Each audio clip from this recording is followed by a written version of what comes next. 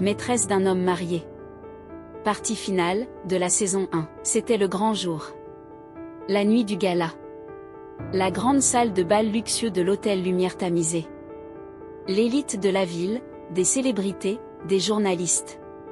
C'était l'événement de la saison. Zara était resplendissante dans une élégante robe de soirée qui mettait en valeur sa silhouette et son assurance. Elle arpentait la salle avec une grâce naturelle. Malik, à ses côtés, était son roc, son regard intense et protecteur ne la quittant que rarement. La scène centrale était prête pour la démonstration du spa. Des écrans géants permettaient à tous les invités de suivre chaque détail. Derrière les coulisses, Zara s'assura que tout était parfait, les instruments stérilisés, les serviettes douces, les flacons alignés. Parmi eux, les masques et crèmes portant l'étiquette de sa nouvelle ligne de produits. Un instant avant de monter sur scène, l'assistante de Samantha, une jeune femme nerveuse et mal à l'aise. D'un geste rapide, elle échangea 2 des flacons de crème et le masque principal par des répliques exactes, avant de disparaître aussi vite qu'elle était apparue. Son visage trahissait la peur, mais aussi le prix de son obéissance. Quelques minutes plus tard, un tonnerre d'applaudissements éclata. Esha Konaté, sublime et souriante, s'allongea sur la chaise de soins spécialement conçue. Zara, le cœur battant mais le sourire confiant, se présenta. Zara, sa voix était claire et douce au micro. Bonsoir à toutes et à tous. Ce soir, j'ai l'honneur de vous présenter un aperçu de notre nouveau soin signature, conçu pour révéler l'éclat naturel de votre peau. Elle commença par nettoyer délicatement le visage d'Esha, les gestes précis, élégants. Puis, elle prit le premier flacon, censé contenir un sérum hydratant. Elle l'appliqua sur la peau d'Esha. Immédiatement, le visage d'Esha se crispa. Une grimace de surprise, puis de douleur. Esha Konaté, un murmure à peine audible. Ça pique. Oh mon Dieu, ça brûle. Zara sentit son sang se glacer. Impossible. Elle regarda le flacon. C'était le bon. Elle continua, pensant à une sensibilité passagère. Elle prit ensuite le masque, apaisant qu'elle avait mis des mois à perfectionner. Elle l'appliqua sur le visage d'Esha. Mais à peine le produit toucha la peau que l'horreur se produisit. Le masque, au lieu d'être doux, commença à fumer légèrement. Une odeur nauséabonde, comme du soufre ou un produit chimique agressif, se répandit dans l'air. Et sous le masque, la peau d'Esha vira subitement au rouge vif, des plaques violacées apparaissant déjà, comme des brûlures. La célèbre actrice laissa échapper un cri étouffé, se débattant pour se lever. Le public était sous le choc. Des flashs crépitèrent. Le visage de Zara se figea d'effroi. C'était un cauchemar réveillé. Ce n'étaient pas ses produits. Elle avait été sabotée. La panique envahit ses yeux, la honte la submergeant sous les regards de 1000 personnes. Malik, qui observait la scène depuis le premier rang, avait tout vu. Le changement d'expression sur le visage d'Esha, le regard d'horreur de Zara. Il n'hésita pas une seconde.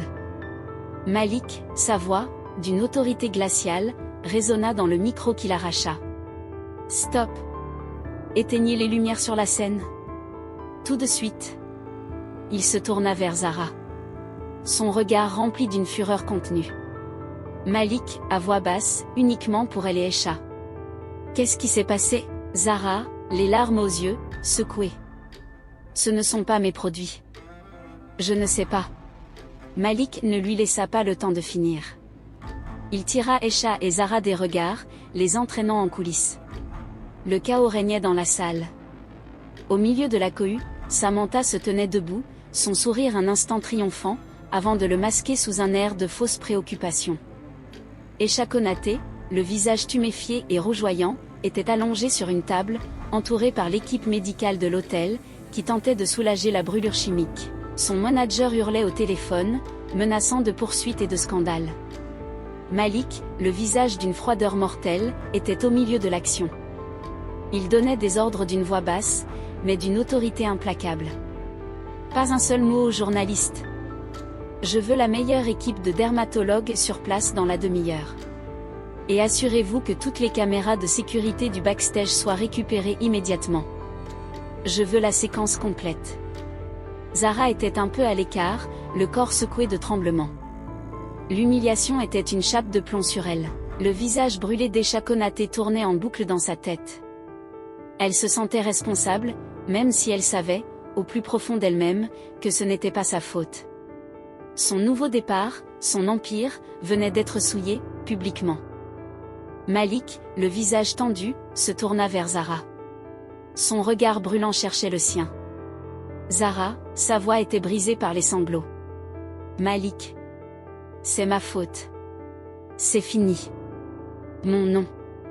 Ma réputation. Esha. Malik, sa voix était un murmure grave et puissant, un baume pour son âme tourmentée. Non. Écoute-moi. Ce n'est pas ta faute. Pas un instant je ne crois que ce soit ta faute. Quelqu'un a voulu te nuire. Te détruire. Mais tu es bien plus forte que ça. Et je suis là.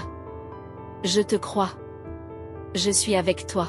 Il essuya délicatement une larme avec son pouce, son contact si doux et pourtant si brûlant. Il se pencha lentement, son visage approchant le sien. Leurs souffles se mêlaient. Leurs lèvres se rencontrèrent. Ce n'était pas un simple baiser. C'était un déferlement de passion contenue, d'émotions brutes. Les lèvres de Malik étaient douces et fermes, explorant les siennes avec une tendresse et une urgence qui firent vaciller Zara. À cet instant, le téléphone de Malik vibra avec un nom qui le fit tressaillir, « Maman ». Il s'éloigna légèrement. Sa voix s'adoucit instantanément. Malik, au téléphone, un sourire sincère sur ses lèvres. « Maman. Je sais, je sais. » Il écouta un instant, un léger rire lui échappant. Malik, son ton est taquin, affectueux. « Mais non, je ne t'ai pas oublié. Je viens d'arriver en ville, et c'est un peu le chaos en ce moment. » Sa mère, à l'autre bout du fil, semblait insister, d'une voix qui, bien que non entendue par Zara, laissait transparaître l'amour d'une mère. Malik, son regard glissa vers Zara, un sourire énigmatique éclairant son visage, puis il se tourna de nouveau vers le téléphone, sa voix devenant douce et un peu espiègle. Une fille? Comment tu sais ça, toi? Tes espions sont partout. Il rit de nouveau, puis son expression devint sérieuse et attendrie. Oui, maman. Oui, je crois que j'ai trouvé quelqu'un de spécial. Zara, qui essayait de ne pas écouter, sentit une vague de chaleur et de curiosité l'envahir. Quelqu'un de spécial. Parlait-il d'elle? Malik, sa voix se fit plus chaleureuse et joyeuse. Bien sûr, je viendrai te voir très vite. Et oui, je crois que tu aimerais la rencontrer. Elle est incroyable. D'accord. Je t'appelle demain. Bisous. Il raccrocha, un sourire rêveur sur les lèvres. Il revint vers Zara, son regard brillant d'une nouvelle lueur. C'était ma mère. Elle est très insistante quand je suis en ville et que je ne la vois pas. Il s'arrêta, hésita un peu, puis préféra se taire. Ce n'était pas le bon moment. Le lendemain, Samantha hurla de rage dans son propre bureau. Les rumeurs commençaient à circuler sur l'implication de son assistante. Et, pire que tout, elle avait vu leur proximité après le gala. Elle était à 2 doigts de craquer. Elle avait perdu la bataille du spa, et elle risquait de perdre Malik aussi. Son visage se déforma en une expression de haine pure. Zara allait payer. Chèrement. Cependant chez Zara. Les premiers rayons de soleil filtraient à travers les immenses baies vitrées du Penthouse, illuminant délicatement la pièce. Zara ouvrit lentement les yeux, son esprit encore embrumé par le souvenir du baiser de la nuit passée. Un sourire, doux et timide, effleura ses lèvres. C'était réel. Son cœur battait d'une nouvelle mélodie, une promesse de bonheur qui osait éclore après tant de tempêtes. Elle se leva doucement. Un coup à la porte la fit sursauter. C'était lui. Malik entra, les traits reposés, mais son regard intense ne la quitta pas. Il portait toujours les mêmes vêtements que la veille, signe qu'il n'avait probablement pas dormi beaucoup non plus, gérant la crise de l'hôtel. Mais ce matin, c'était autre chose dans ses yeux. La tendresse mêlée à une question silencieuse. Malik, sa voix était rauque, empreinte d'une douceur inattendue. Bonjour, Zara. Zara, sa voix était à peine un murmure, un peu rougie. Bonjour, Malik. Un silence confortable s'installa. Malik caressa doucement le dos de sa main avec son pouce. Je ne regrette rien. Ce qui s'est passé hier soir. Zara, le regard ancré dans le sien. Moi non plus. Après quelques instants, Malik se redressa, mais ne lâcha pas sa main. Son expression redevint sérieuse. Zara, ma mère m'a appelé hier soir. Zara hocha la tête, se souvenant de l'appel. Elle veut te rencontrer. Le cœur de Zara fit un bond. La mère de Malik. Une étape énorme. Malik, son regard devint plus lointain, pensif. Ma relation avec ma famille est compliquée. Avec ma mère, c'est différent. On a toujours été très proches. Elle est une femme forte, mais elle a beaucoup souffert. Elle est tout pour moi. Il marqua une pause, un poids évident sur ses épaules. Mon père. C'est une autre histoire.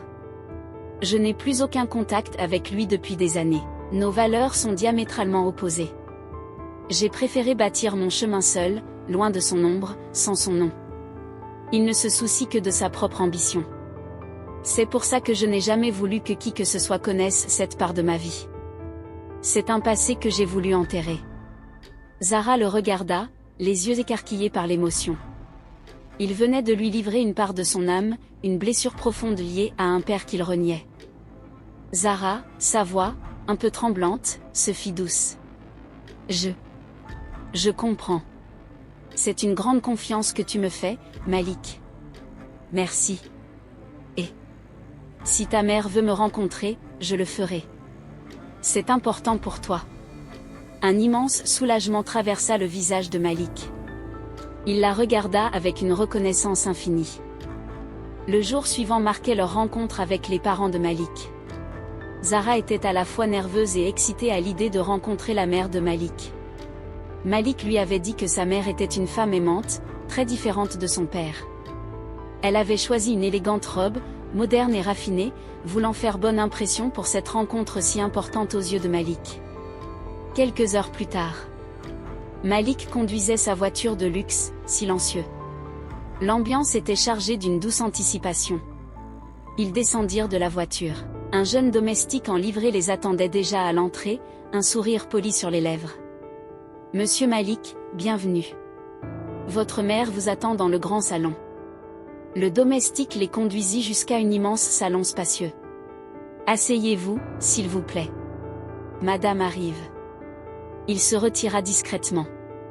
Zara et Malik s'assirent sur un canapé moelleux, la main de Zara posée sur celle de Malik.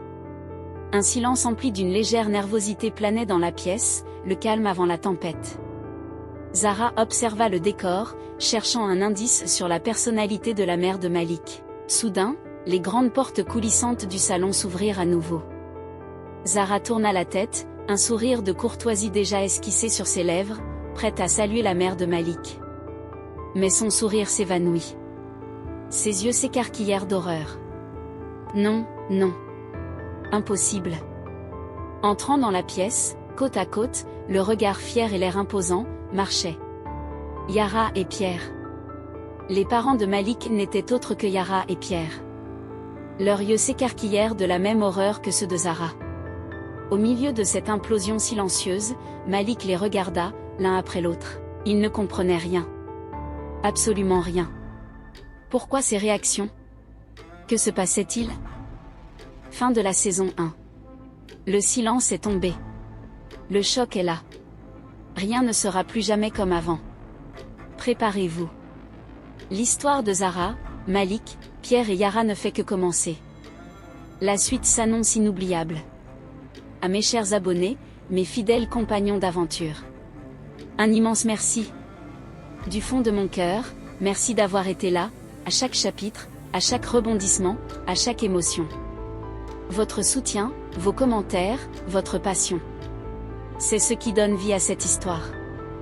Vous êtes le moteur de cette incroyable aventure. Préparez-vous. Car ce n'est que le début. À bientôt pour la saison 2. Histoire, Espoir by Mariam.